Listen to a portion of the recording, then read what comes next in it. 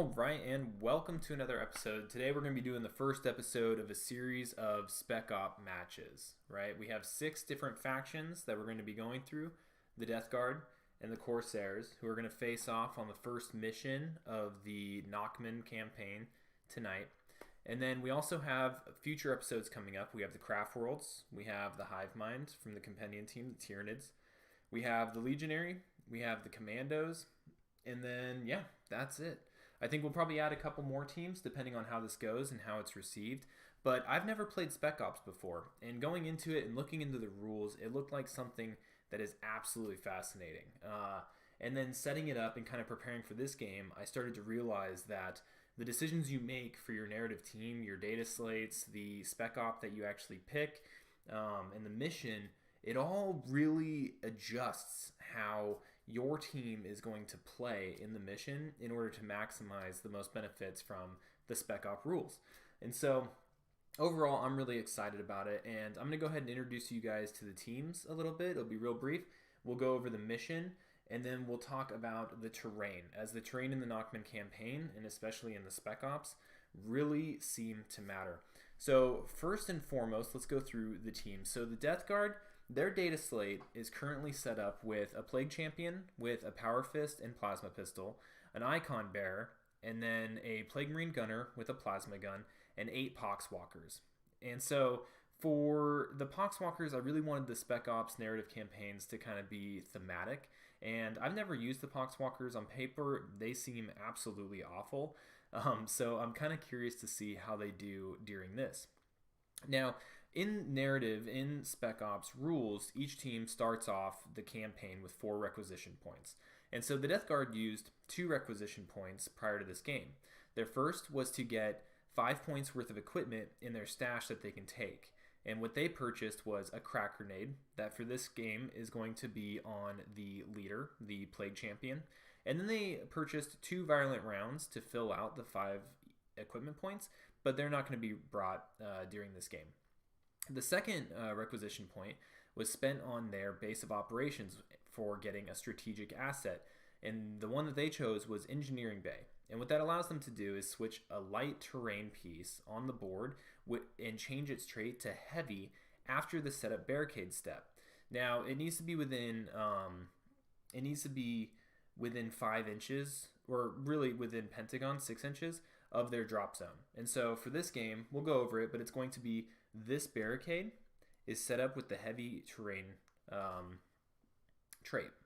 And then the Spec Op they chose, which is an ongoing basically mission that they're doing over a series of games, is going to be Extraction. It's Spec Op number 8 in the core rulebook, and they will complete it after doing Condition 1, in which they have to play 5 games and score on either the Hold the Line or Damage Limitation TAC Ops. And then after that, they have to satisfy Condition 2, which is complete a game and score on the Seize Ground TAC Op. And then once they do that, they'll be able to get additional rewards. And so that's the Death Guard. Then for the Voidscarred, their data slate is going to be filled with a Fellarch with a Power Weapon and a Nero Disruptor, a Gunner with a Blaster, a Duelist, a Shade Runner, Fate Dealer, Wayseeker, Soul Weaver, a Warrior with a Shuriken Rifle, and another Warrior with a Shuriken Rifle. So Warrior 1 and Warrior 2. Warrior 1, for my own record-keeping purposes, on the top of his head, he has like a gold spike, and Warrior 2 just has a normal blue spike. Now, for them, they used 3 requisition points prior to the game. They needed to do Equipment Stash twice in order to get 10 equipment points worth of equipment for them to take during this match. That equipment is going to be the Lodestar Helm, which is going to be on the Wayseeker, the Pathfinder Cloak on the Fate Dealer, the Mist Field on the Fellarch, and then a Plasma Grenade, which is going to be on the Shade Runner. And then they spent their 3rd requisition point on the Aerial Support Strategic Asset for their base of operations. And I didn't know they had this, but it's super cool. It's basically, one of the operatives on the Voidscarred team can do a shooting attack, which is 5 dice hitting on 4s with a 3/5 profile. It's got Blast Circle. It's unwieldy, which means it takes 2 AP to use.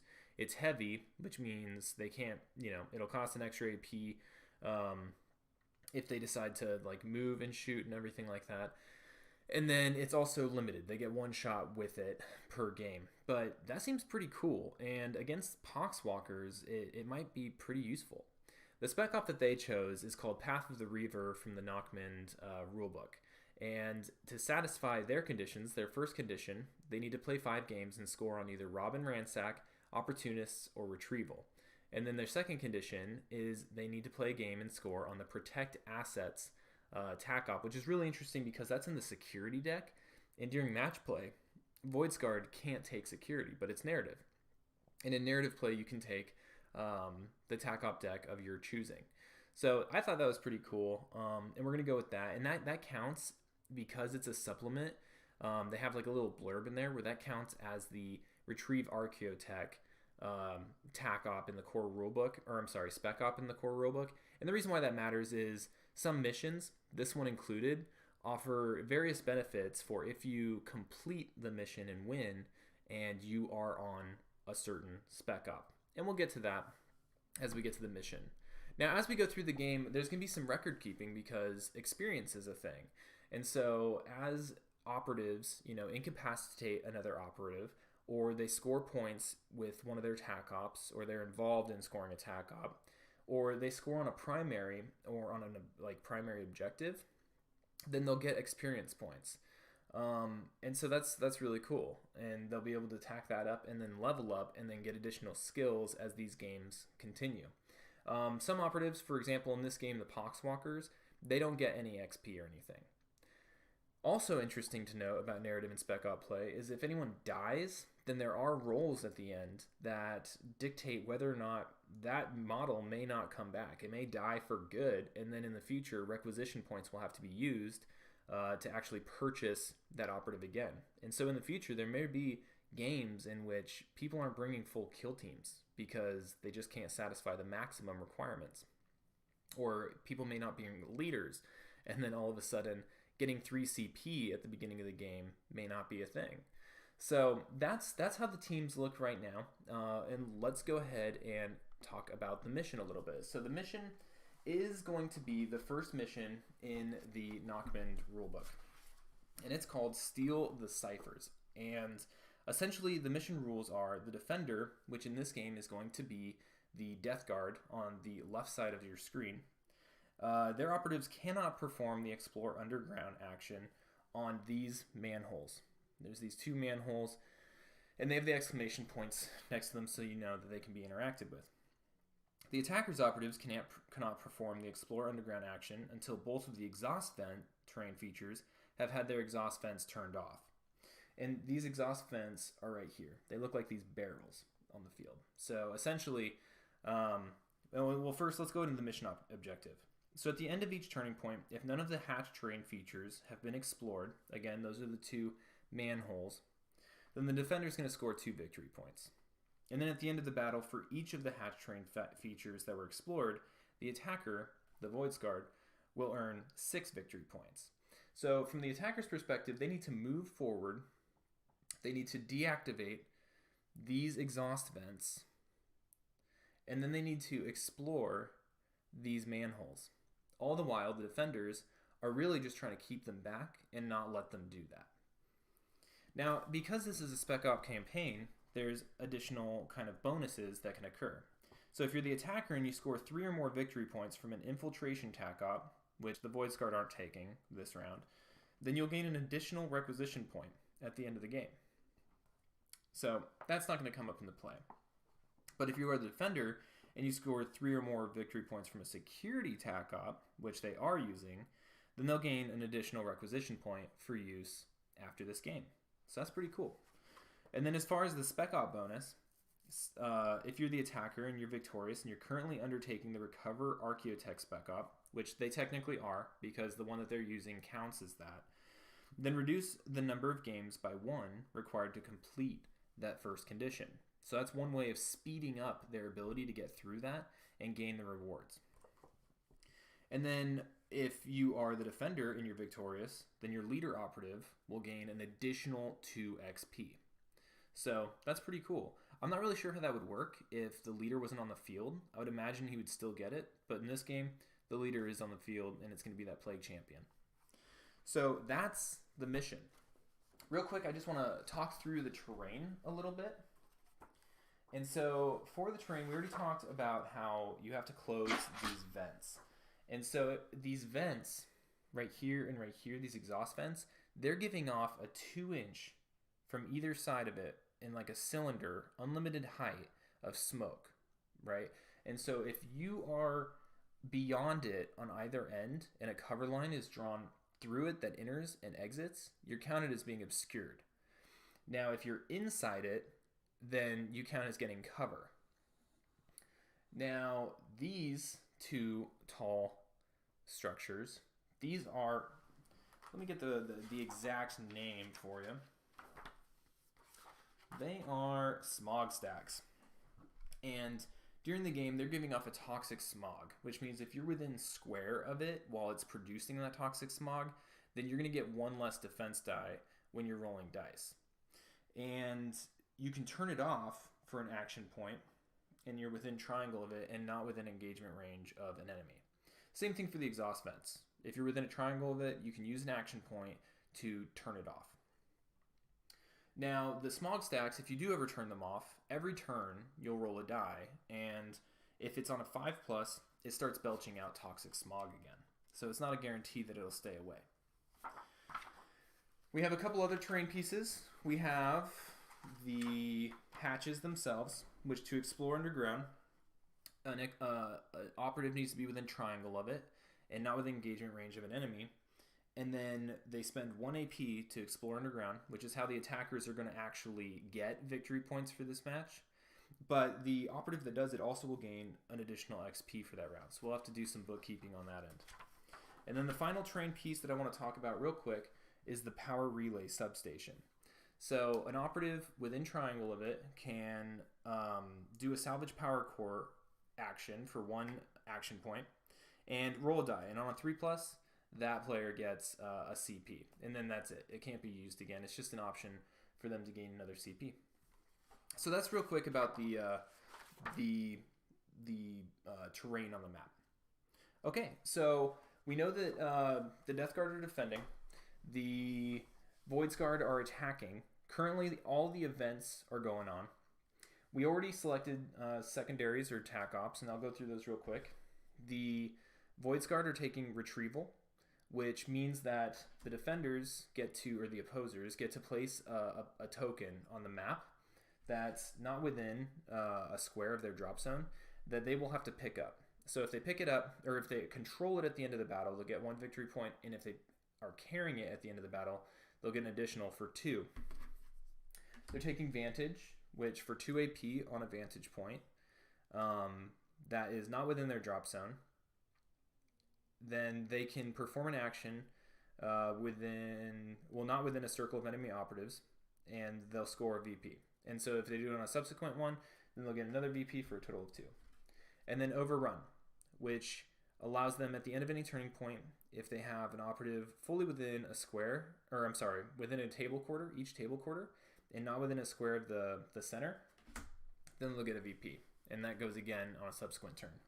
The Death Guard, they're taking 3 attack ops, and theirs is Hold the Line, which is keeping enemy operatives away from their drop zone by a pentagon or 6 inches. Seize Ground, which means they need to select a heavy feature on the map that's no more than, that is more than a square from their drop zone. And at the end of the battle, if their APL of friendly operatives within a triangle is greater than the enemy, then they score 1.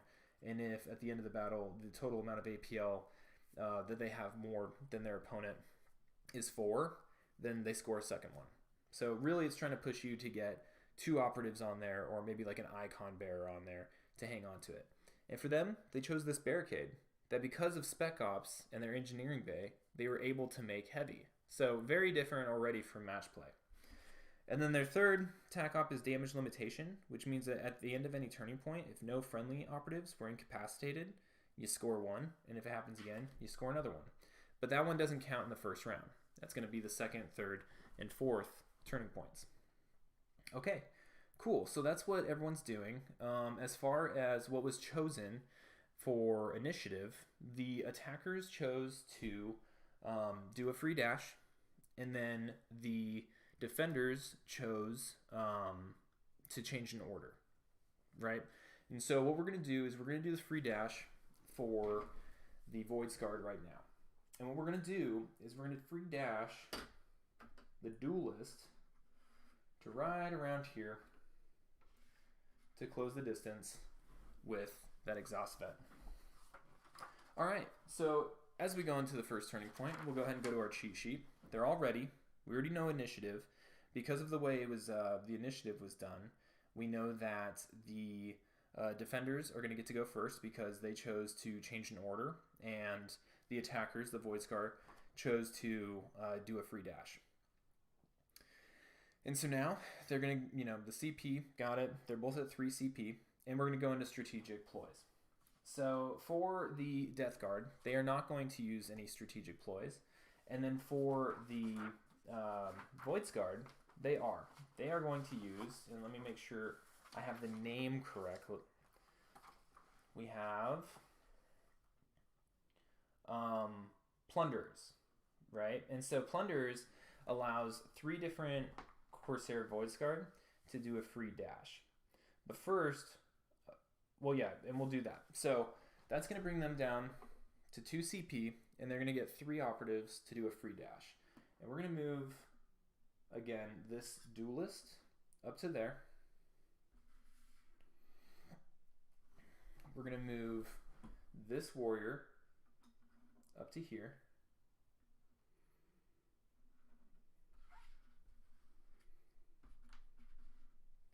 And then we're going to move the sniper,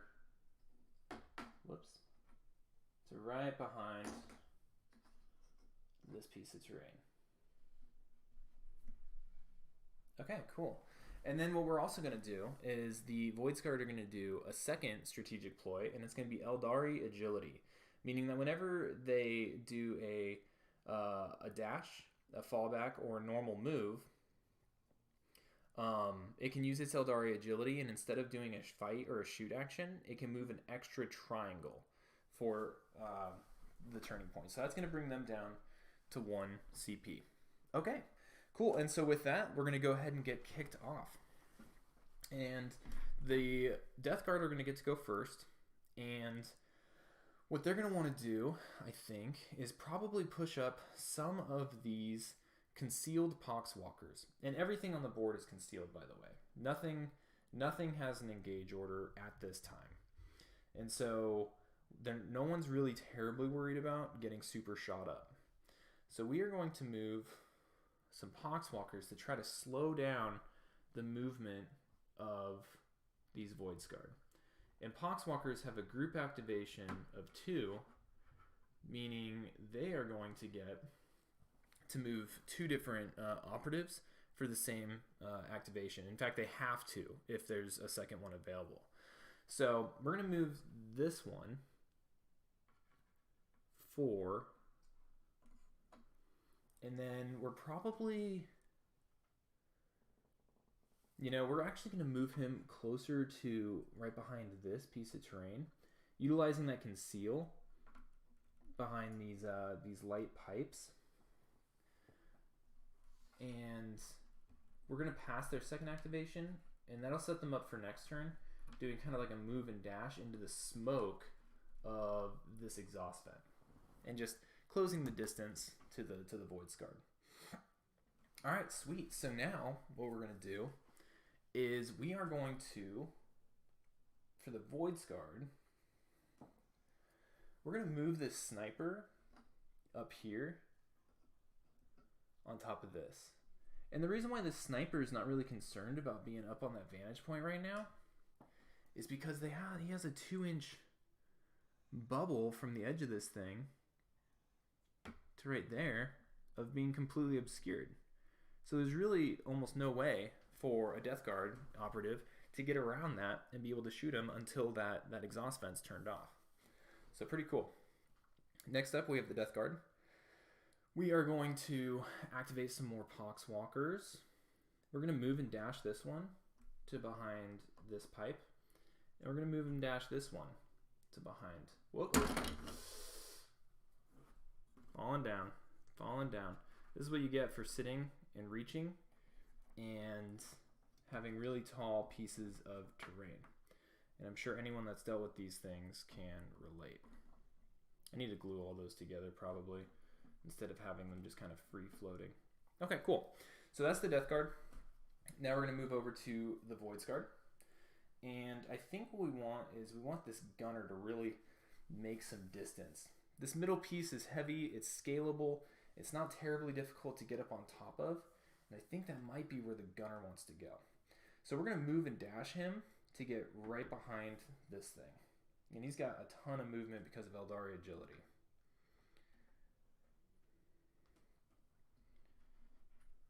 He might be able to even take some shots at some of these poxwalkers or activate that aerial bombardment next turn. Next up, we've got the Death Guard, and I gotta be extra careful not to knock over this tower. Let me just move these conceal activations. Totally forgot to do that last time. Boom. Okay. Now what we're gonna do is we're going to probably have to move and dash this guy as well. And poxwalkers only move 4. And then if we get a dash, so let's say it's the whole thing plus 1, we can get this guy right over here behind this pipe.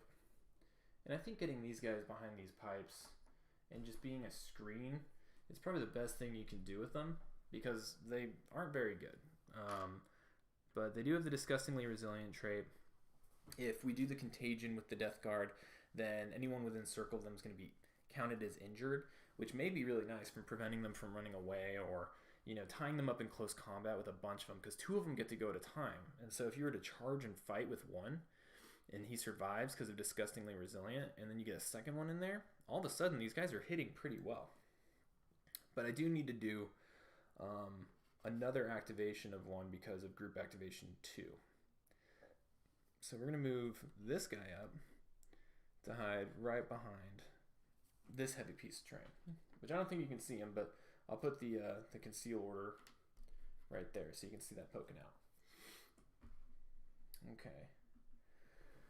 Now, next up, we have this guy, the Shade Runner, who can fly. So we're going to get him up here on this middle ground so that he can probably lob a grenade when he gets a chance. And I'm looking for my, here it is.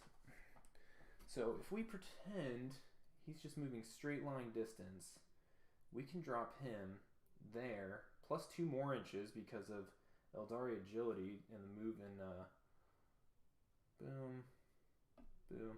Wow, this guy is flying. He's going to get all the way to there while being concealed. That is a dangerous, dangerous spot. Okay, cool.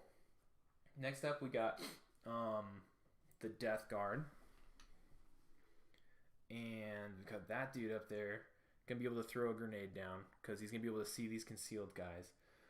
So we got to be a little bit careful. We do have some more poxwalkers that we can start kind of inching up the board. And I think that's probably what we're going to want to do. Probably just get more of these poxwalkers up behind this piece of terrain. We'll have him concealed. This guy will move up to right behind that one. Have him concealed. And we'll be good. Be good to go with poxwalkers. So poxwalkers complete. All right. Next up, we have the Voidscarred. We're going to move this warrior. Gets that extra inch because of Eldari agility. We're going to move him all the way up behind this piece of heavy terrain. And we're going to conceal him. Or he's already concealed. We're going to keep him concealed. The Eldari agility is really pumping up the mobility. And the Voidscarred are just so fast that it is with their free dash and, you know, ability to shoot afterwards. So definitely a good mission for them. The next activation we're going to do is we're going to use the Icon Bearer to use his icon to basically get everyone within square of him that's visible to him and within square for the rest of the turning point. Rerolls of 1 and 2 on their Disgustingly Resilient. That only works for the Plague Marines. It's not going to work for the Poxwalkers. But I think he's going to need to do that and then move behind this piece of heavy terrain. And that's going to make sure that he is controlling that heavy terrain. He's also in a position to start lighting people up. And if I get other people there, then the Disgustingly Resilient is definitely going to help. All right, up to the Voidscarred. We are not probably at the time where we want to turn off this exhaust vent. So we're going to start over here, and we're going to have the Soul Weaver give the wizard, the Wayseeker, an extra APL, and then she's going to move and dash to behind here. Whoop! Another tower down. Whew! These things are tall.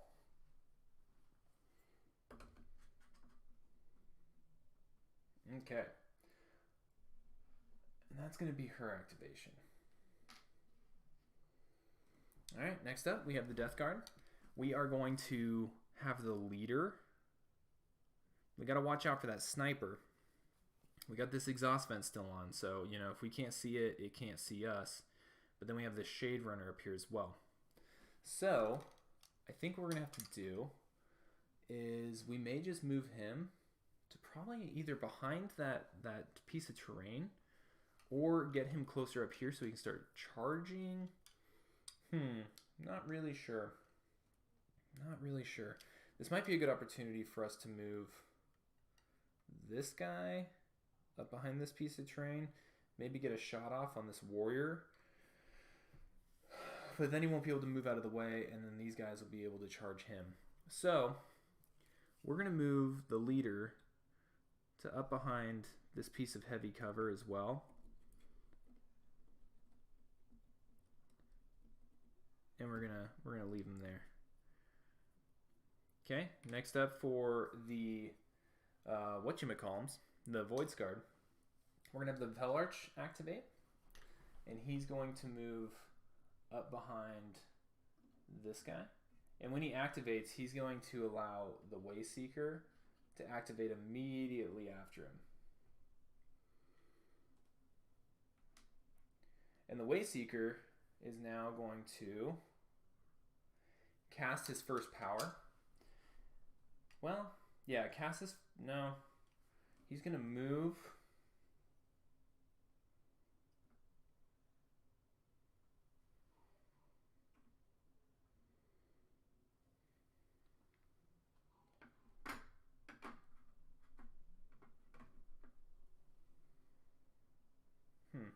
He's going to move and dash.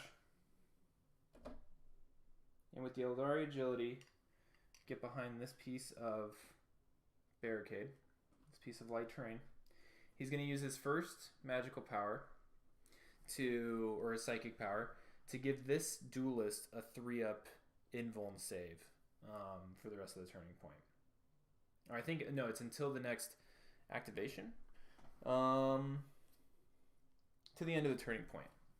So that's what he's going to do. He's going to move, dash. He has an extra AP from the Soul Weaver. And so he's going to attempt to do another psychic power, which is going to be... Well, actually, he really just doesn't need to. So he's going to just give this guy the 3-up invuln. So I guess we didn't really need to give that extra APL to the Wayseeker. All right, next up, we have the Death Guard. Death Guard are a little bit of a pickle right now. I think what we're going to do is we're going to move over the Death Guard Gunner.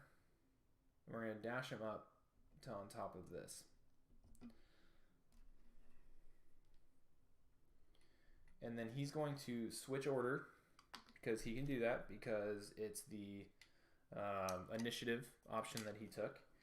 And he can't see anything over here because of the conceal and the cover. Well, I guess he could see that guy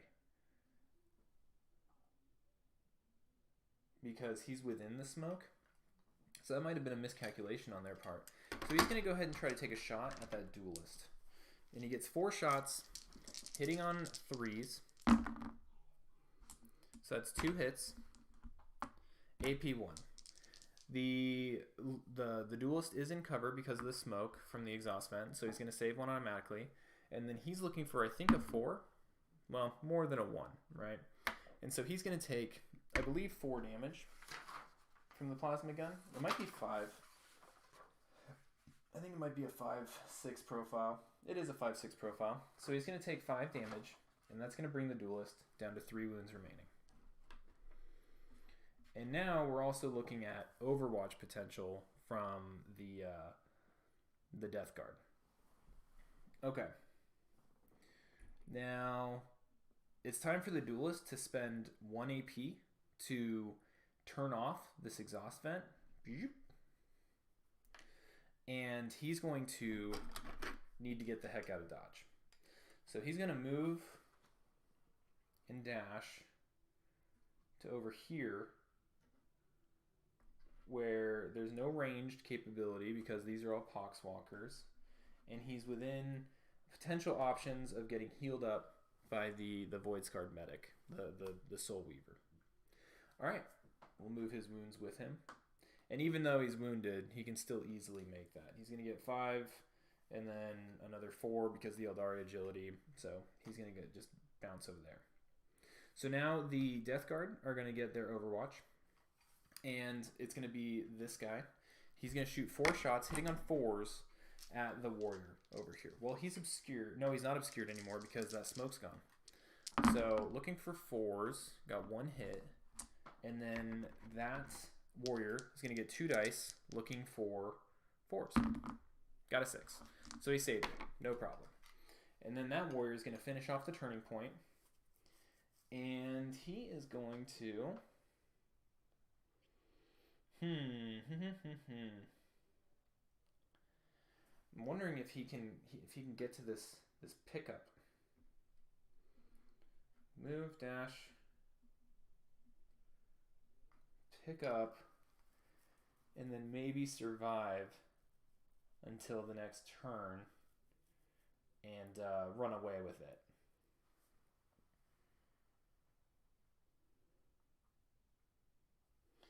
And he can pick it up. Doesn't matter where enemy are. So that might be the best bet. That might be the best bet. It's going to have run him up. You know, I wonder if he might even, geez, with how fast these guys are moving, he might be able to get to this hatch. Oh, but we need both the exhaust vents off first, huh? We do. So he might be one of the best bets for getting this picked up and running away. So he's going to move dash and pick up their token, their retrieval token. And he's going to hope to not die right off the bat and drop it. But even if he drops it, I think they drop it within a triangle of the operative. So if he drops it, he can like drop it behind him, and then another operative can come up and grab it. Okay, cool. So let's go ahead and score things up. So if we look at secondaries real quick, retrieval, that doesn't get scored until the end of the battle. Vantage, we did not have that scored this turn, though we probably could have, and that might have been a misstep by us. Like the sniper could have went over there, did an action point, used the light fingers, and activated that. But next turn, they could focus on it and knock it out with the Shade Runner, do the light fingers, change to engage, and drop a grenade. And I think that might be what they do. And then overrun, not yet. They don't have a dude in every table corner, unfortunately. So no secondaries for the Voidscarred. They did not activate any of the hatches, so no primary for them either. And then for the Death Guard, hold the line. Does not come in until the 2nd through 4th turning point. Seize ground happens at the end of the battle, and then damage limitation doesn't turn on until the end of until the 2nd turning point. And then for primaries, I think they do score because no one was able to turn off all the vents or anything. So at the end of each turning point, if none of the hatch terrain features have been explored, the defender scores 2. So we're going to have that happen. Scoreboard.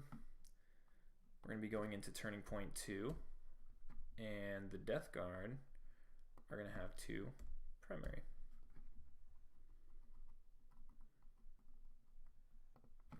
Bringing their total to 2. Okay, cool. We'll transition that over, and then I'm going to check real quick just the Spec Op rules, because if primaries score XP for operatives, then there may be a chance here in which, since they were all involved with that primary objective being basically scored on, that I would be able to pick one of them to basically do it and get the experience from it. So technically does not score victory points for controlling an objective marker. So this isn't really the mission for it. And the mission actions as well. So I'm not going to count it for experience. I think that's part of why if they win, they get rewarded with extra experience for their leader. That's how I'm justifying it. And so, yeah, we're good on that. We're good on that. Okay, cool. So we'll go ahead. We'll reference our cheat sheet, and we'll kick off turning point 2. So turning point 2, we got to ready all of our objective or our operatives. And I'm really curious to see how these Poxwalkers end up doing. They're pretty slow, but they're just as slow as the Plague Marines.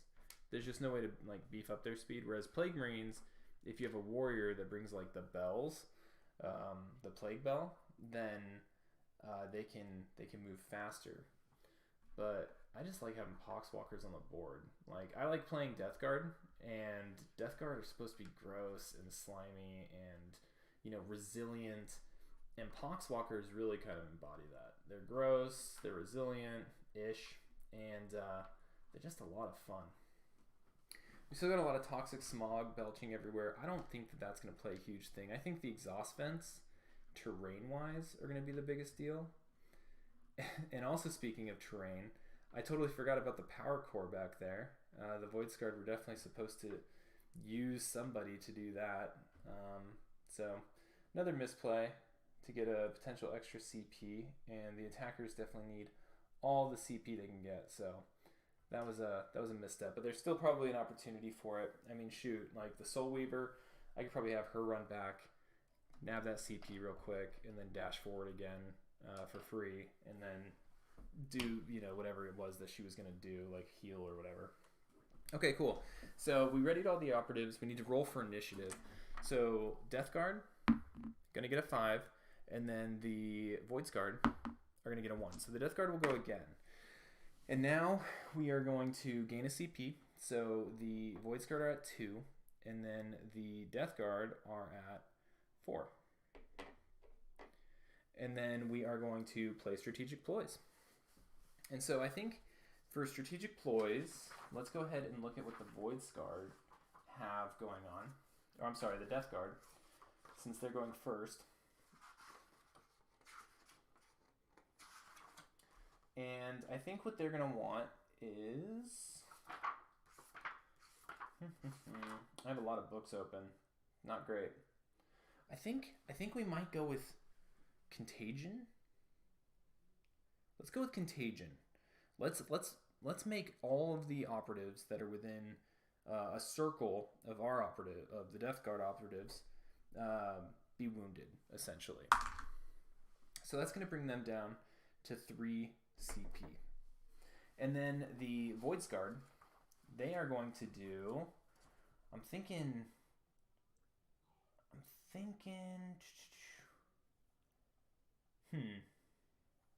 Plunderers might be good again, because that can get some more dashes off. But the only one I really want to dash is probably this warrior. And even if he does dash, he's still going to get shot. So I think we're going to hang off on that. Okay.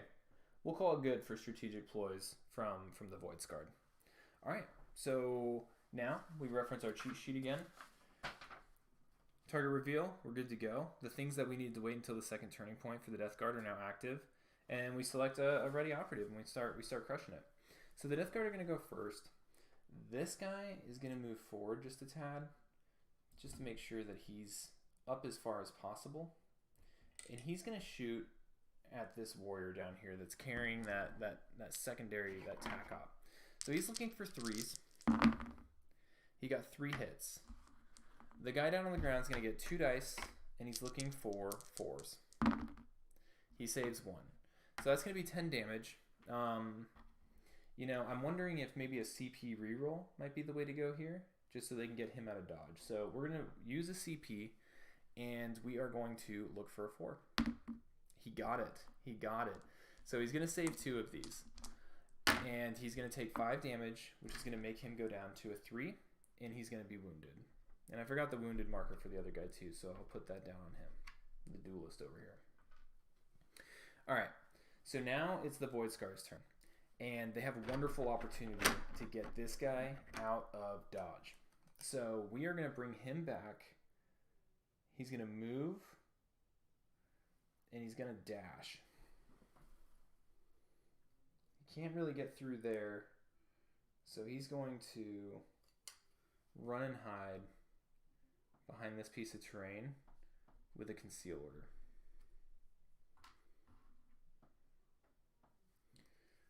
And he's got plenty of movement. He can go beyond that by like 2 inches. So him being wounded is not really being a huge factor right now, and him running away. And I'll put that token back on him just so we don't forget. No, we won't forget. We won't forget. Okay, cool. So next up we have the Death Guard again. And I think what we need to do is probably try to get rid of this Shade Runner, honestly. Because that grenade can really mess up some of these like Poxwalkers and other people that we have trying to do stuff. So if this thing is going to count as 2 circle to get up. So that's an entire move. And so the only person that can really get up there is going to be this this icon bearer, because we can't really dash the leader up there. And so what we're going to do is we're going to do the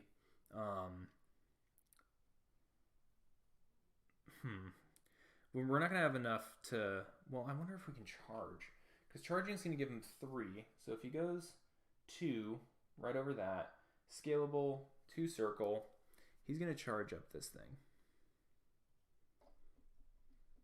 He's going to end up right there. He's going to have to switch to engage. And he's going to fight this Shade Runner. Alright. So now, if we look at the Shade Runner, he's got decent stats for melee. He's going to count as wounded, which means his weapon skill is going to go down by 1. Because we're doing contagion, he's close to an operative. And so let's first swing with the Plague Marine, and he has a Plague Knife, and I'm trying to see if there's any attack ops for him. So if he dies, he can do some D3 mortal wounds. He's super durable, so if we do revolting durability, we can do it in the successful hits or successful save step, and we can change one of the opponent's critical hits into a normal hit. So I guess that could technically happen during the successful hit step during the combat, and then dig in, which isn't going to help. So let's see how the fight goes first, and we'll go from there. So 6s will do 5, and then 3s are going to be 3 damage. Oh, wow. So we got a crit and 2 hits from the Icon Bearer. Good swing. Now, the Shade Runner is going to have 4 swings, looking for 3s, lethal 5, relentless. So a lot of rerolls here. So he got 2 crits, dang. So he got all hits, and this is a 3-5 profile. And I think we're gonna hold what we got. And so if we go back to the tack op of revolting durability, we can change a critical hit to a normal hit. And I think that would help, right? So especially just for the sake of like parries. So he's going to spend a CP, bringing the Death Guard down to 2, and it's going to change a critical hit to a normal hit. So what's going to happen is the Icon Bearer is going to push through a crit for 5, and that's going to bring... Oh, shoot. So this 3 actually doesn't hit. We need to re-roll that because of the counts as injured thing. Okay, so it's one less hit. Okay, so anyway, back to business. That's going to be 5 damage. And even if the Shade Runner parries or anything, it's still going to be another 3, which is going to kill him. So he's going to push this in for 5 damage on the Death Guard, which we'll do a quick, disgustingly resilient for. And then this is going to kill the Shade Runner. So the Shade Runner is going to die. The Icon Bearer is going to get an XP that we'll keep track of.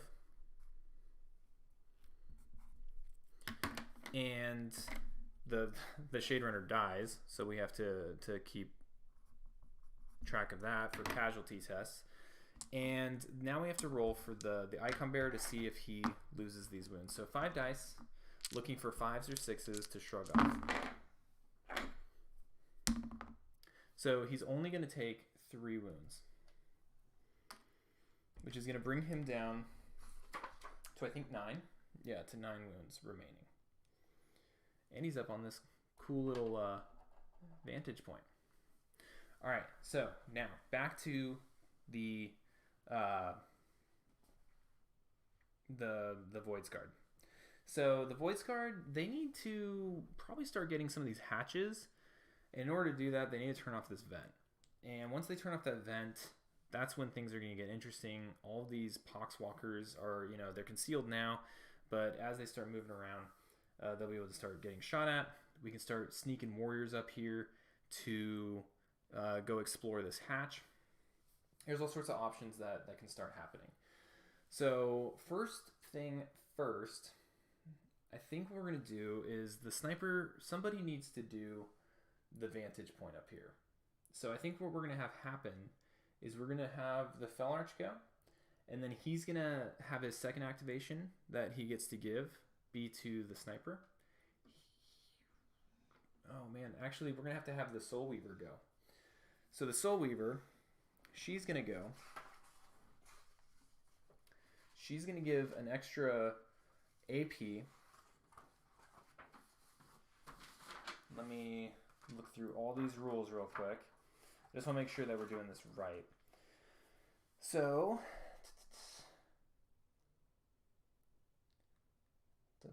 Soul Heal, D3 Lost Wounds, got it. Soul Channel, got it. Okay, so we're going to have the Soul Weaver go. She's going to give the Fell Arch an extra APL. And then she's going to heal this duelist. So let's go ahead and roll for the heal. It's going to be, it's automatic, but it's D3, so we'll see how much he heals. He heals 1, and so he's going to go up to 4. 4 is not below halfway, so he's no longer injured. Okay, cool. And then the other APL is to the Fell Arch. So now we have the Death Guard going again. And I think what we're going to do is we're going to start... I want to yeet some of these poxwalkers at them. I think that's fun. So I think, we're not within charge, because charge is 6 inches for them. But we can definitely move and dash. Not really behind cover if we do that, though. Maybe we can do some move blocking. So if we move and dash, we can get this poxwalker up over here in front of this hatch.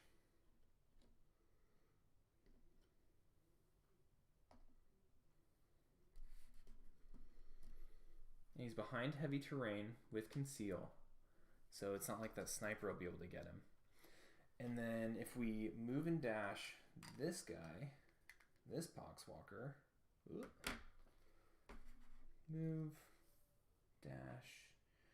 We're not looking at some great options. So I think what we'll do is we'll just dash this one up, the one in the rear, back up so that part of his base is behind this heavy terrain, and he can hang out right there. Okay, next up for the Voidscarred, we just did the Soul Weaver, so we don't want to forget how to maximize that. We're going to bring the Fell Arch. He's going to move up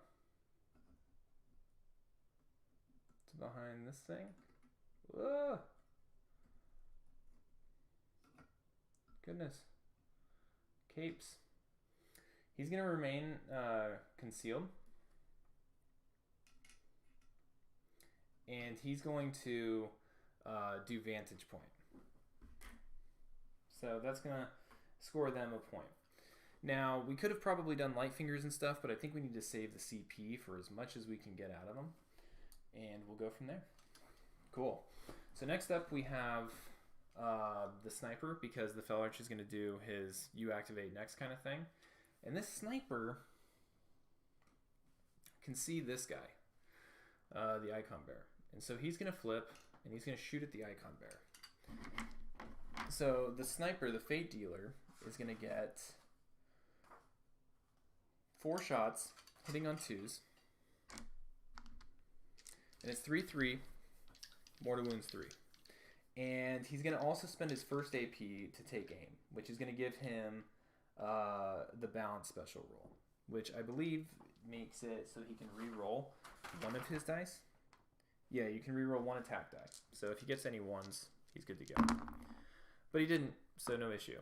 So we got 4 hits. There's no lethal 5 or anything, and so no crits. So it's just going to be 4 hits. Now the icon bearer, he's going to roll 3, and he needs to get 3s to save. So he saves 3. Wow, 3, 5, and 5. And so that's going to be 3 damage coming through. Now let's do Disgusting Resilient. Saves 1, so he's going to take 2 more damage, bringing him down to 7. Okay. Next up, oh, we have to remember that the Fellarch scored attack op. So that's an XP. Next up we have the Death Guard. So the Death Guard are, we still have a lot of Poxwalkers moving around. A lot of them. But we also have this leader who might be able to, it's weird because now we have this barricade, which is like a heavy traversable. So not really sure what that looks like. But still not within charge range. And I think what we'll do is we'll continue to do some move blocking. You know, I think it might be wise to get him up and behind this thing.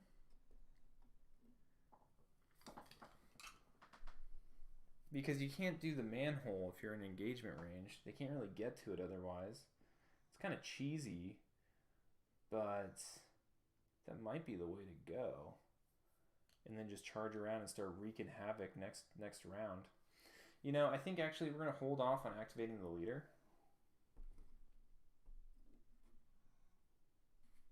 And we'll just continue to get these Poxwalkers up in the fight. Get the Poxwalkers up there. So, this Poxwalker, if we move, dash, we're going to get him.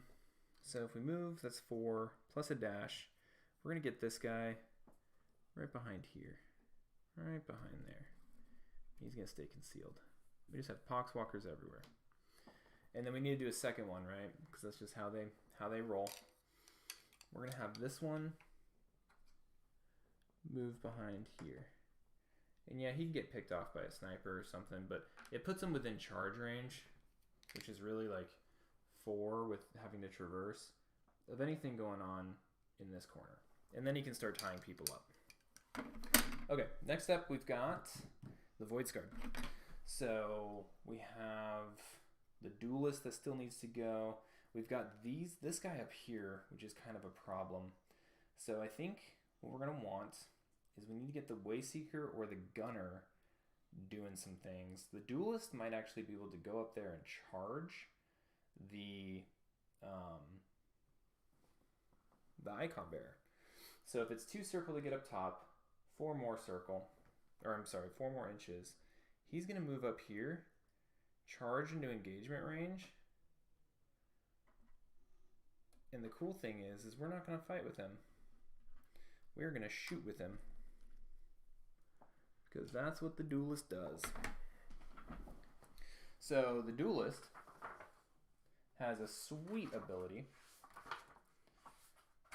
which allows him to do pistol barrage. So he can make a shooting attack with the fusion pistol and make a shooting attack with the shuriken pistol when he's... And make a shooting attack with the shuriken pistol. Quick on the trigger. He can do shooting barrage while within engagement. Distance. Cool. So he's going to jump up and he's going to shoot.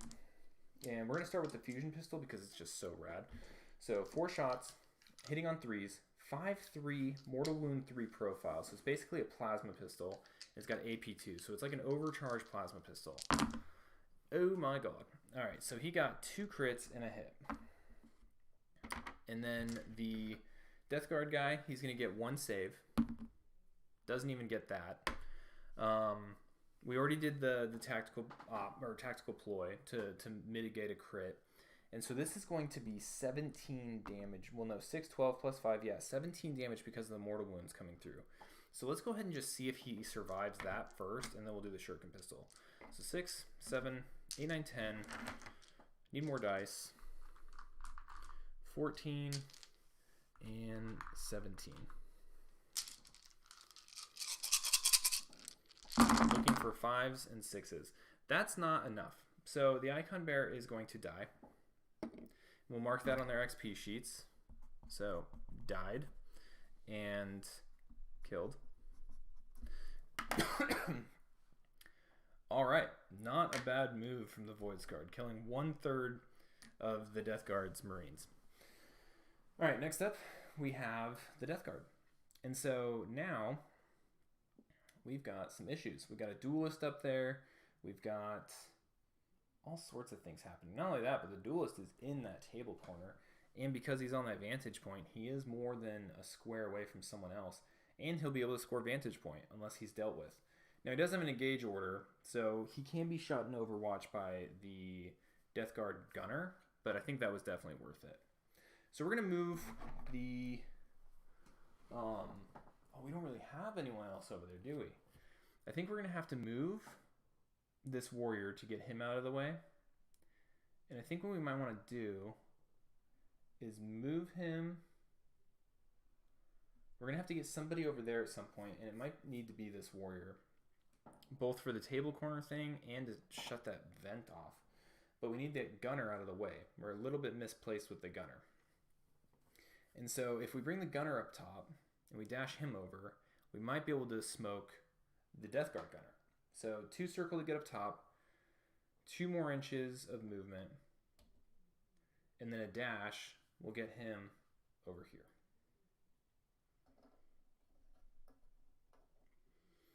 So now that he's up here, he's going to change to engage, and he's going to go ahead and take a pot shot off at the Plague Marine gunner. So it's going to be 4 shots, hitting on 3s, 5, 6, AP2. Okay, pretty dirty. Crit and 2 hits. AP2 gives the Plague Marine gunner 1 roll of defense. Looking for... Oh, nice. Save the crit. I guess we could have done the cover too, but in this case, I'm really glad we just rolled and saved a crit. And that's going to be 10 damage coming through. So let's go ahead and do the Disgustingly Resilient. So 5, 10, looking for 5s and 6s. More than none. So he ended up shrugging off 4 of them, which brings 6 damage through, which means that this gunner is down to 6 wounds remaining. All right, now we're up to the Death Guard. And I think what we're going to want to have happen... Now, the plasma pistol on the Plague Marine Champion is only 6 inches range. So he's got to be pretty dang close to this to actually hit him. So I think what he's going to have to do... If he dashes over, shoots, and moves back, he'll be okay. So I think that's what we're going to do. We're going to dash him over the barricade, move him back, and for the sake of me knocking things over, we're just going to leave him there. And he's going to shoot his pistol at the gunner. So I think we're going to overcharge it. With the angle that he's going to get with the dash, I don't think he's going to get cover. And so we're going to roll 4, 2's a greater hit. 1's do 2 mortal wounds to him because of being hot. I'm sorry, it inflicts 3 mortal wounds. And then it's going to be a 5/6 AP2 profile. So looking for 2's. So there is a 1 there. We're going to use the CP reroll, bringing the Death Guard down to 1 CP remaining. And that's going to give us 4 hits. There's no way for this guy to save it and survive. And so he's just going to die. And so the leader for the Death Guard is going to get a killed tally. And the gunner for the Voidscarred is going to die. Alright, Voidscarred, gunner down. Not bad. Trading dudes. Next up, it's going to be the Voidscarred. And I think what we're going to want to do is, I think this guy, what I want to have happen is we need to get over to that vent. Needs to happen. So if we go 4 and a dash, 4 because of the traverse and a dash, he can get to this thing that I just knocked. 4 dash. Ooh, it's close. It is really close. 4 basically puts him on top of that. Dash. We'll call it good. We'll call it good. So he's going to move dash, whoops, to right within an inch of this thing. And he's going to switch to engage because there's really no point in him not being in engage at this point. He might as well pick off something. I guess shoot at this leader. And he's going to turn off this vent. So now they can start doing hatches. Unfortunately, that wasn't enough movement for him to really get in that table corner. So that's going to have to be a turn 3 and 4 thing at this point. But now he's going to shoot at the leader because he can't see any of these other guys because of the conceal and being behind different pieces of cover. Now, I guess he can see this the heavy gunner or the gunner up there. Yeah, so maybe he'll shoot at the gunner. Try to pick him off. So 4 shots hitting on 3s. Also with the shuriken rifle, we get rending, so that's not going to matter here. So that's just going to be 2 hits. Okay, 1 save for cover for the Death Guard. 2 other, looking for 3s. Saved it. Okay, so nothing there. Nothing there. Now the Death Guard gets a go. So I think this is kind of what these Poxwalkers were here for. This guy can charge. So we're going to have him charge. Ooh. This warrior.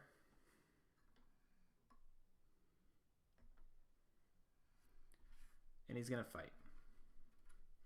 And I'm not going to lie, the Poxwalkers, there are no redeeming qualities. Like, even in fighting, they are not very good.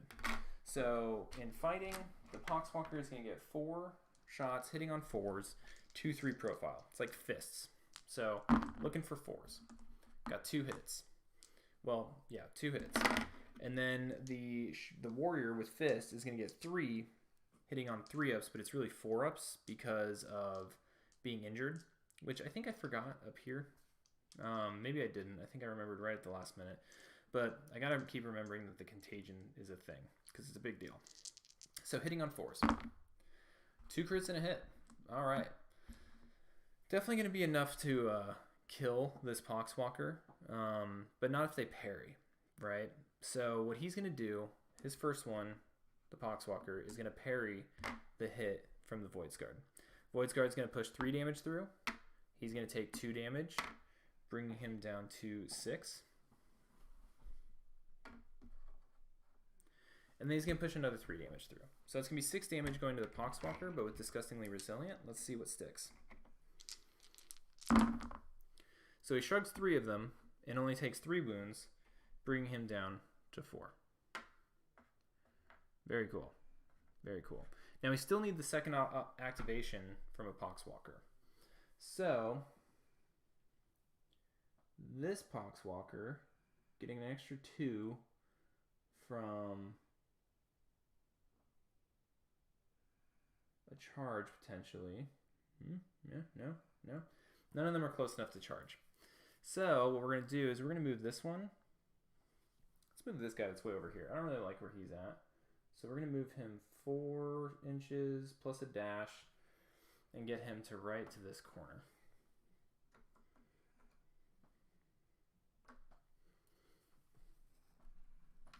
This also helps spread out the Poxwalkers from the event someone decides to get squirrely and do that aerial bombardment that they have as a strategic asset. All right, so next up we have the Voidscarred. The only thing we have left is the Wayseeker. So what we're going to do is we are going to wow, there's not going to be any Overwatch this turn. Interesting. I think we're going to change him to engage. We're going to try to blast the leader. No, maybe we want to blast that gunner. We're going to change him to engage. And we're going to do the magic power, the arc lightning or whatever. And then we're going to move him. So let's first do the lightning. So lightning strike is going to be 4 shots, hitting on 3s, AP1. So looking for 3s. Okay, we got 3 hits. So AP1 is going to give the Death Guard 2 saves. He's going to save 1 automatically for the cover. And he's looking for a 3. Doesn't get it. Got a 1. And so this is going to be 8 damage coming through. Enough to kill him unless he gets some good Disgustingly Resilient saves. So 8 dice. Looking for 6s and 5s. Saves 3. Only takes 5 damage. Bringing him down to 1. Bringing him down to 1. Okay. And then, like we said, the Wayseeker is going to move. He's going to get the heck out of dodge. And he's going to move over here. Where he's behind this, and there's really no room for anyone to charge him or shoot at him. Okay, cool. So that's going to bring us to the end of the turning point. Let's go ahead and score it up. So there was no hatches done. So we know the Death Guard are going to get 2 for primary, right? So 2 for primary. Hold the line. There's no enemy operatives within a pentagon of their deployment zone. Pentagon of the deployment zone would bring them to right here, which the duelist is close, but not quite. Not quite there. He needed a little bit more movement. So that's going to score them 1 for that. And then seize ground, that's at the end of the battle. And damage limitation, they did not get because they lost their icon bearer this turning point. Okay. And then the Voidscarred, retrieval will be scored at the end of the game. Vantage, they scored 1 point. And overrun, they didn't score because they don't have someone in each table corner yet. They're going to have to do that next turn. And then the turn after, which I think they're going to want to do because they need to get on these hatches. So we'll go ahead and score it up. And we'll open the scoreboard. We're going to be going into turning point 3. The Death Guard, they're going to score 2 more for primary because they are holding them back. Hold the line, they're going to score 1. So that's going to bring them down, or up, rather, to 5 points. And then the Corsairs scored 1 point for Vantage. All right. And they're set up to score for retrieval. I don't think there's much that the Death Guard are going to be able to do unless they get a lucky shot off on that warrior, like as he's running away. But at this point, I don't see it happening. So we'll transition that over.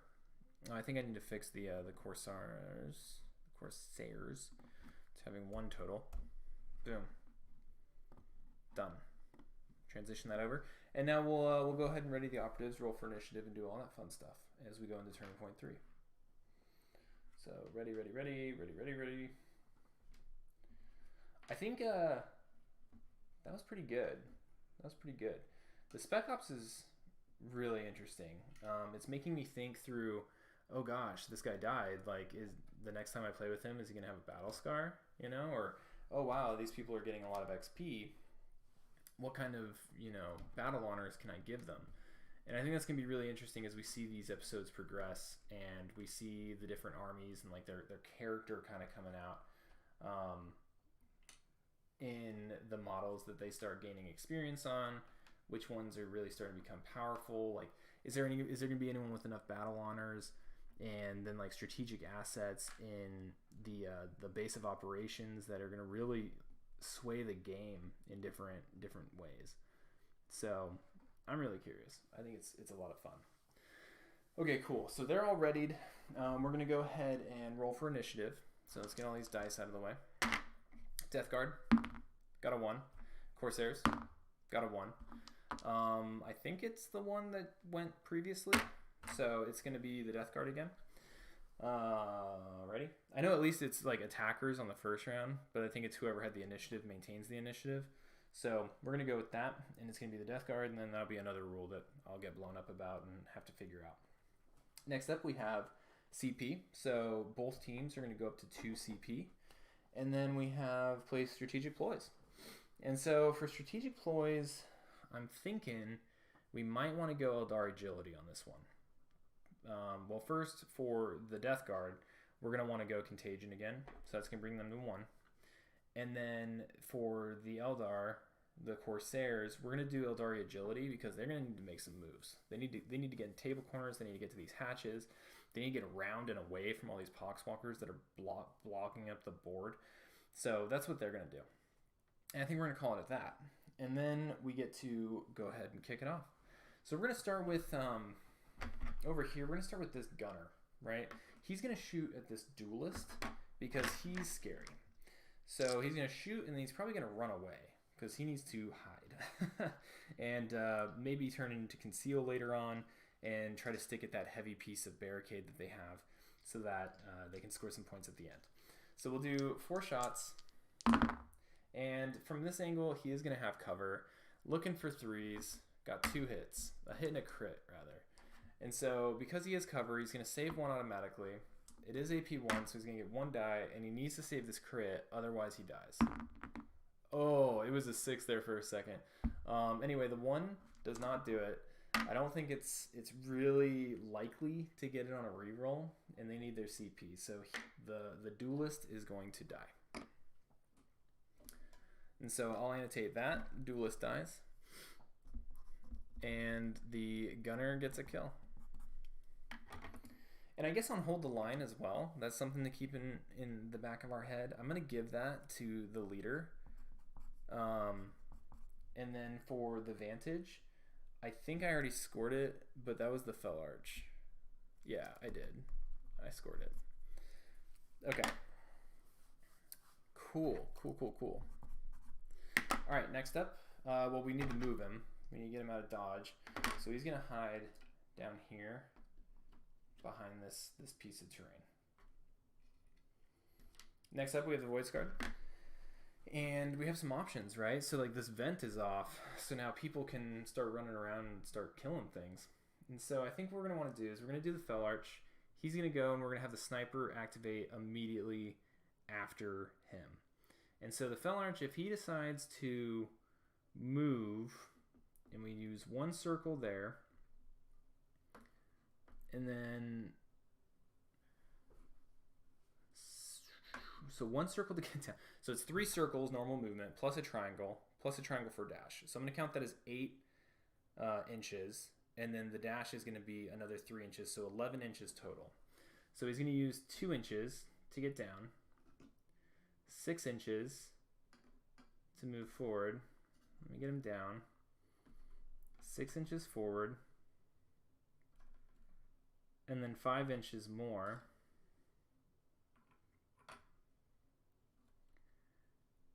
And that's going to get him to there. And that's with a move and a dash with Eldari Agility. And with Eldari Agility, you can't shoot or fight when you use it. So he's just going to do that, and then he's going to activate, he's going to explore the terrain feature. And I'm trying to remember, I think it's either a CP or an XP for doing that. I think it's an XP. Yeah, so he's going to gain an extra XP, and he's going to do a primary objective. So we'll mark that down. primary objective, hatch, and that's going to activate this hatch. So 1 hatch down, which is going to give them, you know, like 6 primary points, and deny 2 primary points to the defenders. So he's going to chill right there, maintaining his conceal, but boy does that not matter because he is just kind of wide out in the open. All right, next up we have the Death Guard. Oh, I'm sorry, we have the Sniper next. So the Sniper is going to try to, you know, that leader is actually obscured.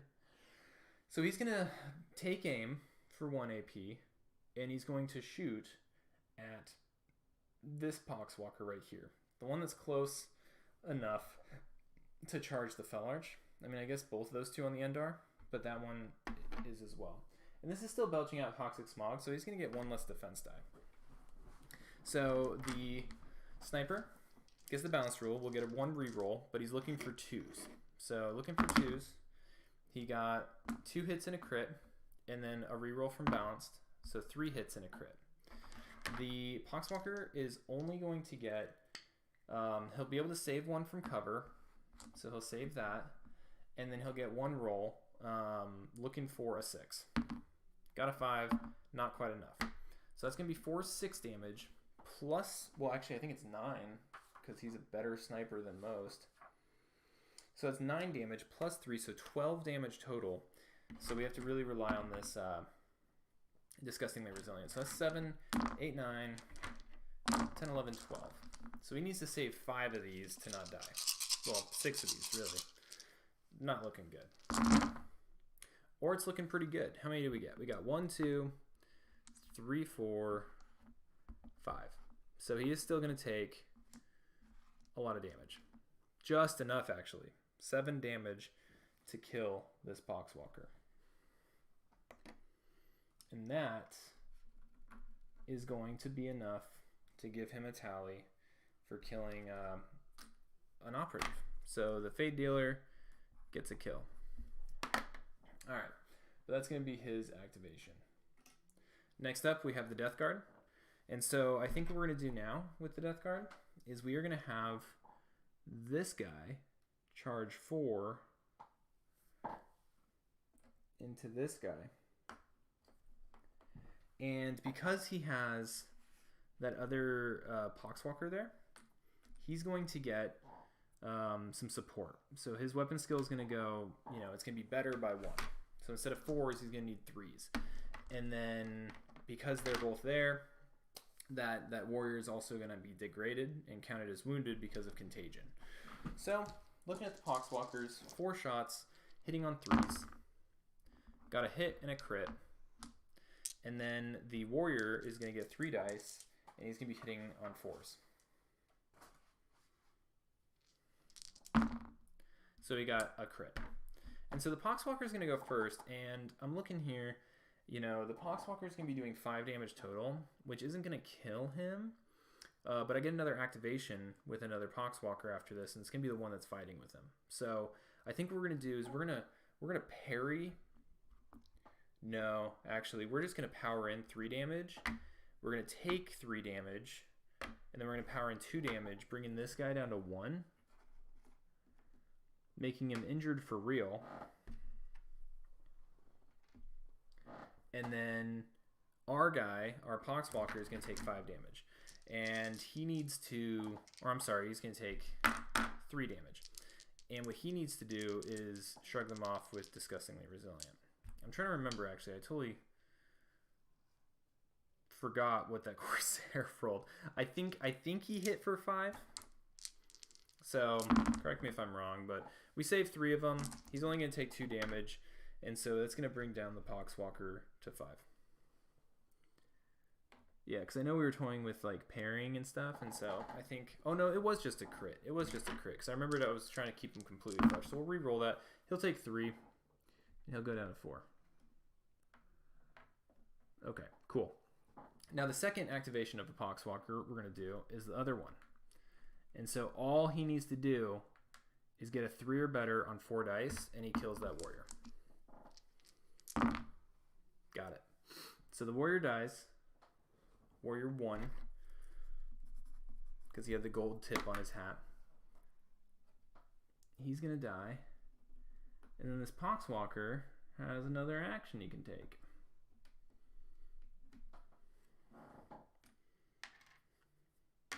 And I think what he's going to do is he is going to charge the Soul Weaver.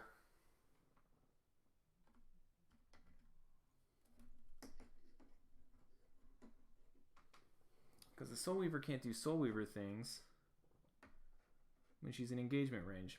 Now, however, she does have a power weapon, so she's probably going to cut through this Poxwalker like hot knife through butter. But that's just one other thing they have to deal with. So next up, the Voidscarred are actually running out of some operatives. They need to get this hatch done. So what we need to do is we need, there's a blast opportunity here with the aerial assault. And so we can hit this leader and this Poxwalker with the aerial assault. Actually, blast, you still have to see... No, it's blast. So it's visible from the guy. And so, unfortunately, it's also going to hit this heavy gunner. So I think that's what we're going to do. We're going to change this guy to engage, which is a little sketch because he's carrying that objective, but he's going to shoot that aerial bombardment on their leader. So let's go ahead and look at that profile real quick. Aerial support. So we're looking at 5 dice, blast circle, heavy, limited, no cover, unwieldy. Dude's not moving at all. He's just going to do the shot. So 5 shots, looking for 4s. Ooh, he is injured. He is injured. I don't know if we want to do this looking for 5s.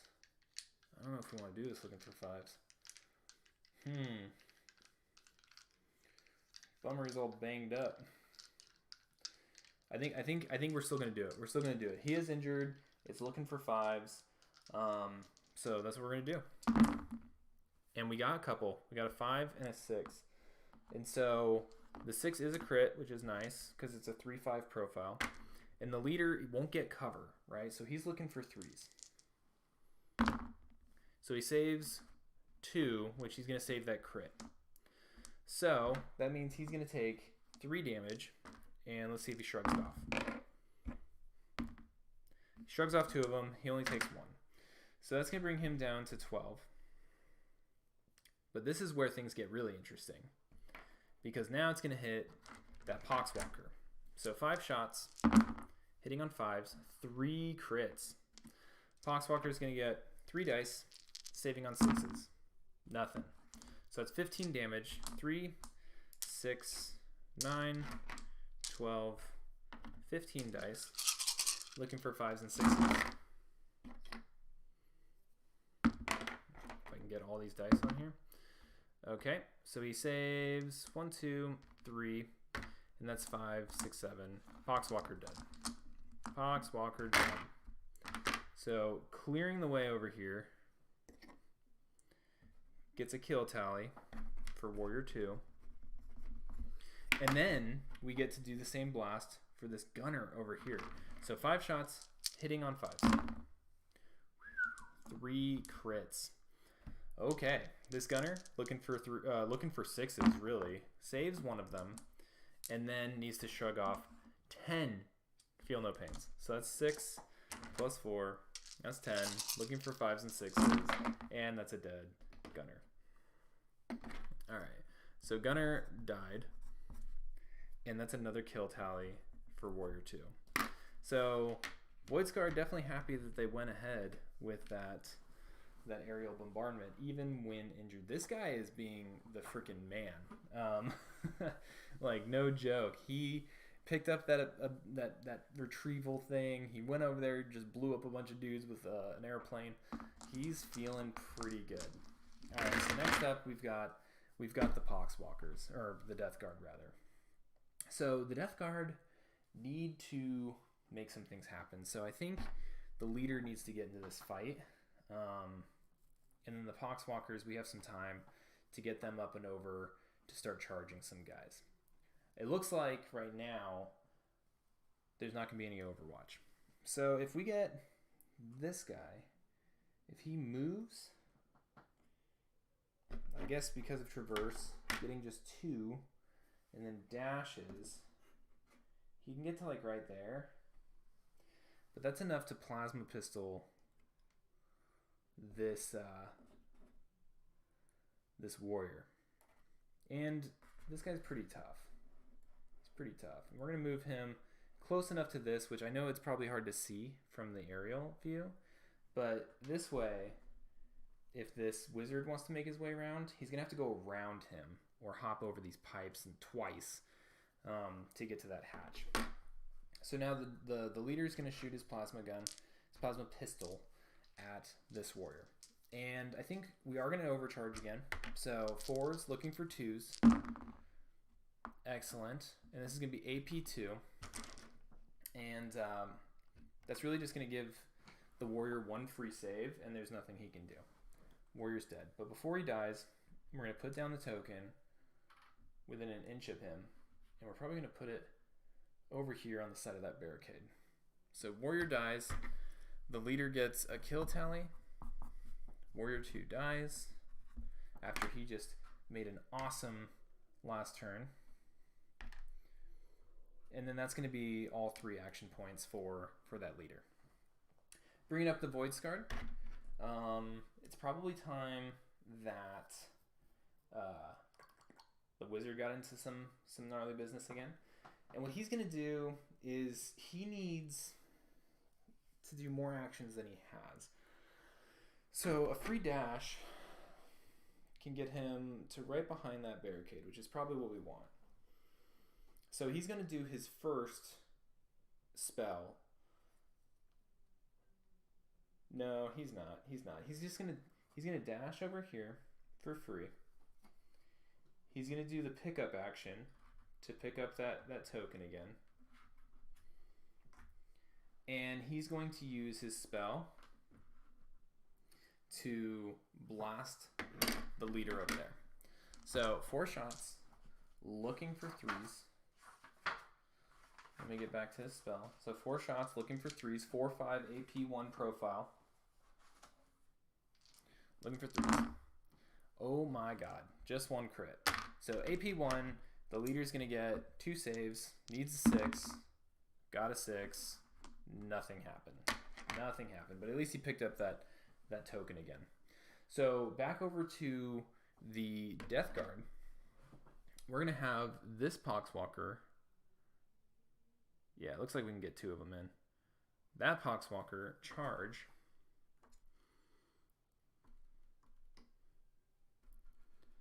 And fight the Fellarch. And he's going to get 4 shots, looking for 4s. 2 crits and a hit, which is just enough damage to kill this Fellarch. And then the Fellarch, he's got like a power weapon or something, but he also counts as being injured because he's so close. So Fellarch is looking at 3 ups. 3 ups, lethal 5, 4/6 profile. So we got a crit, 3 crits. So it's going to be 18 damage.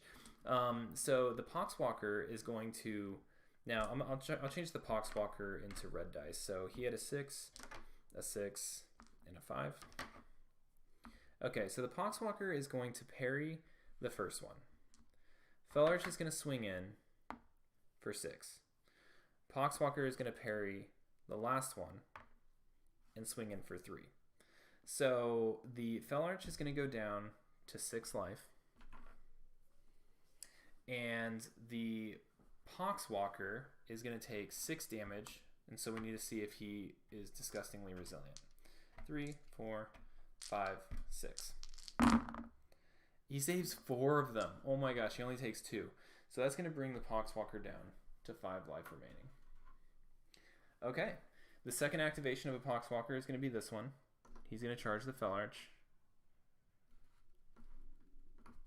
Changing this into an engage. You know, these Poxwalkers, they really aren't great, but just yeeting them at things and getting lucky with the disgusting resilient is kind of fun. So this Poxwalker needs 3s to hit because we have supporting range of the other guy. And he only hits once. Then the Fell Arch gets 4 swings, hitting on 3s because he counts as injured. And he gets 2 hits. But they're both crits. Which means that Poxwalker couldn't parry that other one. So that's actually going to bring the Fell Arch down to 4. And that Poxwalker needs to save another 6. But first, let's do this. So Poxwalker pushes in 2. Takes 12. Okay. So we'll bring the Fell Arch down to 2. He's actually wounded now. And real quick, we're a little discombobulated. That Poxwalker that just fought is going to need to do 12 disgustingly resilience, but the one before I messed up with the crits because the 5s count as crits, and so I'm going to have him do his 6 disgustingly resilience right now. And he saves 2 of them, takes 4, he'll go down to 1. And I might be wrong on my memory of the dice. It might have been a normal hit, but I really feel like it was like 2 6s and a 5 or something, and the lethal screwed me up. So looking at 12 dice for this Poxwalker that just fought, and that's definitely not enough. So this time, this Poxwalker actually just gets completely murked, and the leader for the Voidscarred gets another kill, which I guess was his first kill, to be fair. Let me try not to knock over any terrain. Okay, so now it's the Voidscarred turn, and we have this Soul Weaver over here. So she needs to take a swing at this Poxwalker and get it off her face. And so she's going to get 4 attacks. It's the same power weapon that the Fell Arch had. But instead of 3s, she needs 4s for being injured. So looking for 4s, she got 2 crits. 2 crits. I'm going to change this to a 6 so I don't forget this time. And then that Poxwalker is going to get 4 swings, hitting on 4s. So just 1 hit. So the first hit's going to come through and do 6 damage. Now, to see if I can even do this hit with the Poxwalker, we're going to need to do some disgustingly resilience. So let's go ahead and see if he survives long enough to actually fight back. So it needs 3 of these to survive. Only got 2, and so the Poxwalker is just going to die before he gets a hit in. That's going to give the Soul Weaver a kill. And I guess that's one problem about these Poxwalkers in narrative play. I mean, in addition to them just being Poxwalkers, is they feed. They really feed. But with like 5 teams going into this, and probably more as I do these episodes, it's gonna be a long time until they face the same army again. All right, so she has to change to engage because she just did a fight, and then we need her to probably move. And I think where she's needed is over here at this other hatch, and so she's gonna move and dash to over here behind this thing. Okay, and now we have the last of the Poxwalkers going, and we're going to have this one. Well, how far can this guy go? If he falls back, or if he kills and then moves and dashes, he's not going to be able to get all the way to this objective this next turn. And so we're gonna go all in, move dash this Poxwalker. 4 plus 3 right here in this gap. And then this Poxwalker, because that's all clogged up, is going to move and dash to right here. Just further messing up what's going on here with the movement opportunities. Okay, cool. So now they got to go through these guys. All right, and that's going to bring us to the end of this turning point. And so if we look at primaries, we know, well, let's look at the Death Guard. So the Death Guard did not get hold the line because the Fell Arch is right there. So they're not going to get that. Seize Ground, that's at the end of the game. And damage limitation, they definitely lost a guy. They lost a lot of Poxwalkers. This was probably not the tack up to take. if you're running Poxwalkers. And then for primary, they're not going to get anything because the hatches, well, one of the hatches got done. So that's not going to work. Now the Voidscarred, they're going to score 6 on primary because they did a hatch. Retrieval, that's at the end of the game. And then overrun, they didn't get anything because they still need someone in this table corner. So overall, the Death Guard aren't going to get anything, but the Voidscarred are going to go up by 6 points. So bringing us into turning point 4, Death Guard are going to still be sitting pretty with 5 points, and the Corsairs are now going to be taking the lead with 7. Now, at some point in time, they probably need to try to get that second vantage point, but I think they're kind of in the fight of their life right now on getting to that second manhole. So, let's go ahead and ready the operatives, roll for initiative, and do the final turning point. And I'm wondering, I don't know if I'll keep this stream any longer. I might, just because these streams are so long. So if anyone is even watching this and getting to this point, you might actually be curious enough to see how the casualty rolls go and a little bit of the experience and stuff like that and the rewards as I tally that up. So I'll do it. I'll go through it just so anyone that's curious can see what the spoils of this game ended up being. Because that's where a lot of the fun is, and then you're not going to see these teams for a while, more likely than not as I cycle through them. So cheat sheet out. We ready the operatives. Let's do initiative. Death Guard got a 2. Corsairs got a 2. So I guess the Death Guard will have it again. You know, I'm really kind of curious how that works. Let me double check the rules, just because this turn matters so much. That I don't want to screw that up. So, where's the turning sequence? Turn sequence. This is where I wish I just had some of this stuff memorized. It doesn't come up enough. For some reason, I'm just tying all over the place. And it's crushing me. Here we go. So... match play mission sequence.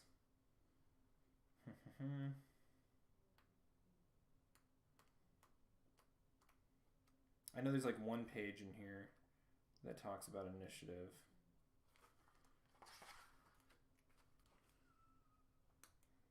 Perform actions.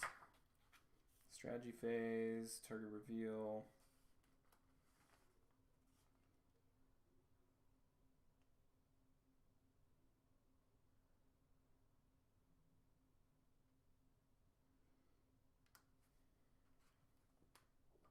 Initiative. In subsequent turning points, players roll off and winners decided, but if the result is a tie, the player did not have initiative in the previous turning point happens. Ooh! Whoops. So, I actually misplayed it the last time. So, the player who didn't have initiative is the one supposed to take it. So, it is going to be the Voidscarred this turn.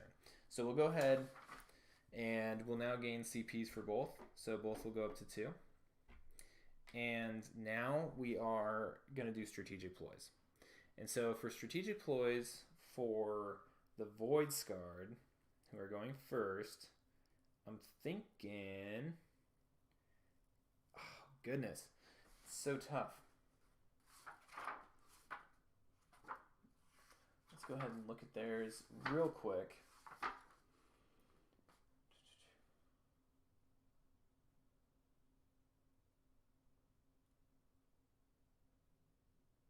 I think we're going to save them. I think we're going to save it so that we can do some of the other ones.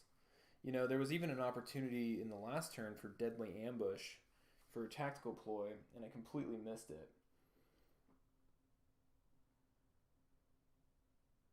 Okay. So nothing from the Voidscarred. For the Death Guard, I think we're going to go with Contagion again. So that's going to bring them down to 1, and that's going to make them wounded if they're within a circle. Or, generally wounded. All right, so going with the Voidscarred, I think what needs to happen over here is, I think we need to start hitting things hard on this side with the leader so they can get to that manhole. And so I think what we need to do is we need to charge with the Soul Weaver and try to kill that leader. But that's not terribly likely to kill the leader.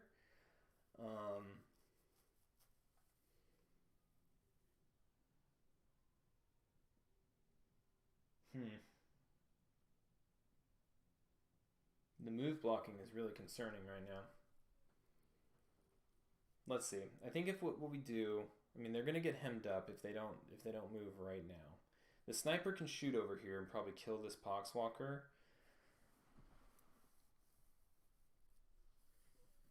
They need to get to that hatch. Soul Weaver, that guy can do some movement shenanigans with like swapping places with people, but I don't know if that's gonna be enough. Our best bet's probably to charge that leader. But 12 damage is a lot, especially with disgustingly resilient and then maybe even not surviving. And counting as wounded the whole time. Going up and over isn't really an option.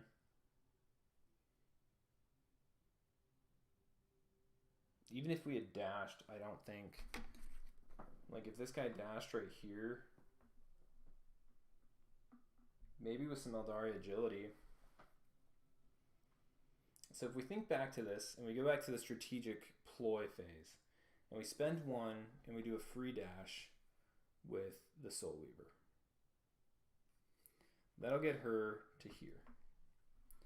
And then we spend the second and their last CP, as you see my spin down going everywhere for the CP, to do Eldari agility. I think we may have a chance for the Voidscarred to do what they want to do. So that's what we're going to do. And now, the Soul Weaver is going to get to dash, get an inch, and then move, get an inch, and get up on top of this hatch. And then use her second APL to activate it and get 6 victory points for the Voidscarred.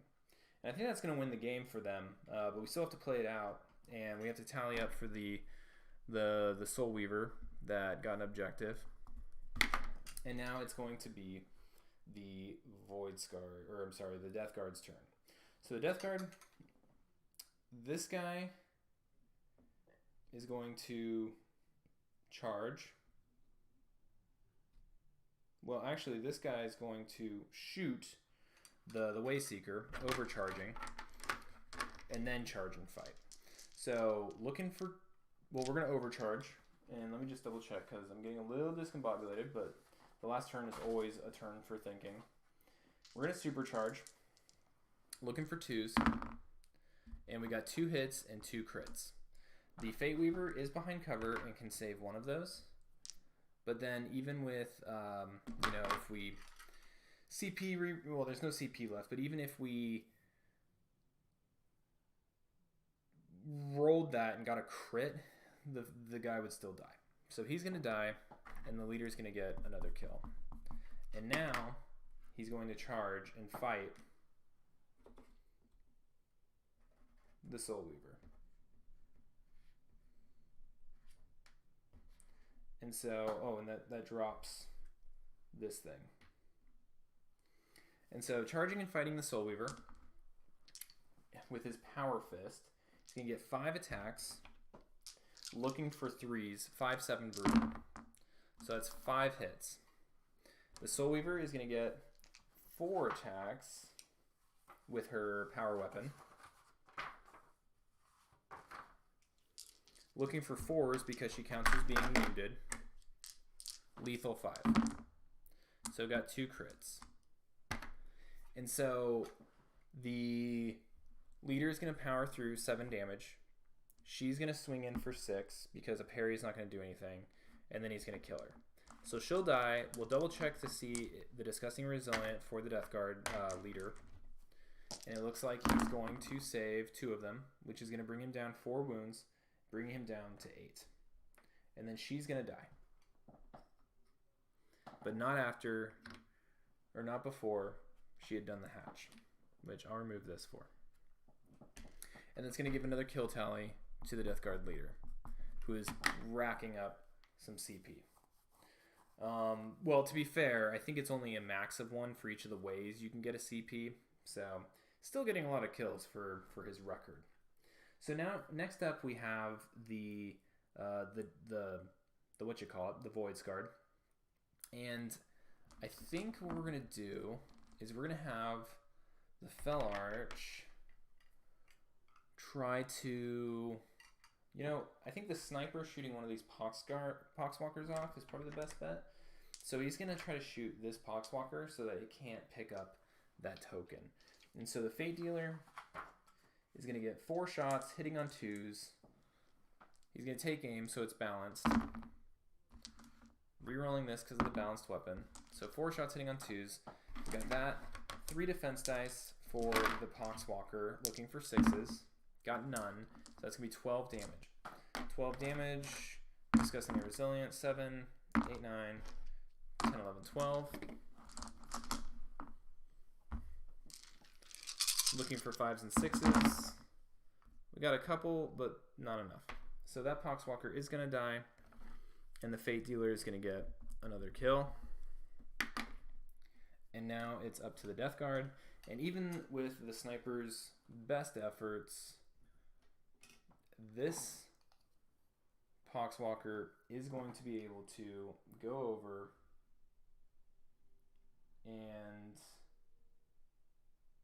well, I guess it just needs to control it, because the Voidscarred score if they control it, an additional point if they're carrying it. And then we need a second Poxwalker to go, so we'll have that guy go. And I gotta double check, but I'm pretty sure Poxwalkers don't count as being injured. Yeah, because of discussing their resilient. So 4 attacks, hitting on 4s. You got 1 hit, but you know what? That's gonna be enough to kill the Fel Arch, because it's just fist damage, and that's all it takes. So it might have been good for the Fel Arch to actually go. But that's going to kill the Fel Arch. There's no XP for the Poxwalker because they don't get XP. And there's no more activations that are worthwhile here. There's nothing that Poxwalker is going to be able to do. There's no Overwatch that's going to take place. And so we'll go for there. I don't think if he even moves and dashes that he can get within a triangle. Gosh darn it. A triangle of this heavy terrain. So if we go circle and dash, yeah, he's not gonna be able to get within there to like really maximize the points of the hold or the seize ground. I think a better move would have been for this Poxwalker here to move back, because we knew no one was coming for this.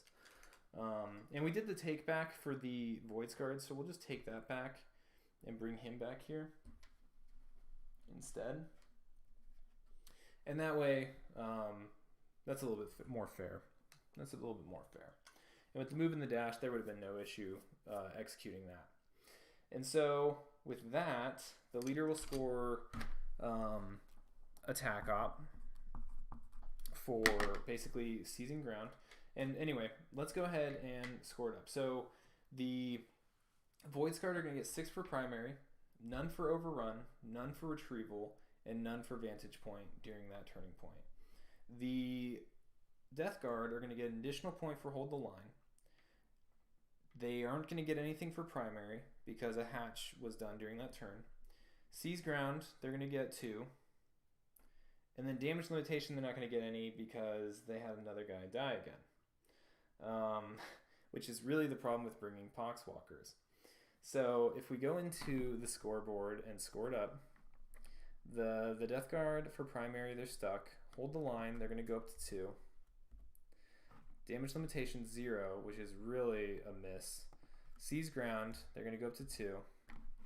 And that's going to bring their total points to 8. Which, my computer's being all wigging out on me right now. And then the Corsairs, primary, they're going to max out at 12. And then for retrieval, nothing. Vantage, nothing. Overrun, nothing. But that is going to bring them to 13 points. So at the end, it's going to be 8 to 13 with a Voidscarred victory. Overall, great time. And I'm going to have to go through the casualty tests and all the experience. And after looking at this at 2 hours and 15 minutes, I don't think I'm going to do it on this take through. But I will, the next time they come in, basically give a recap of where they're at and any changes based on the experience points and things like that when I go through the army. But otherwise, great game, a lot of fun. Spec Ops, the fun of it really comes with the continuation of using the same armies over and over again and seeing how they change over time. But with the terrain rules in this and how we were, trying to do different things because of it being Spec Ops, having aerial support, which was huge for the Voidscarred, having this barricade count as heavy for, seize ground. All this stuff is really, really interesting. So thanks for watching, and if you like it, please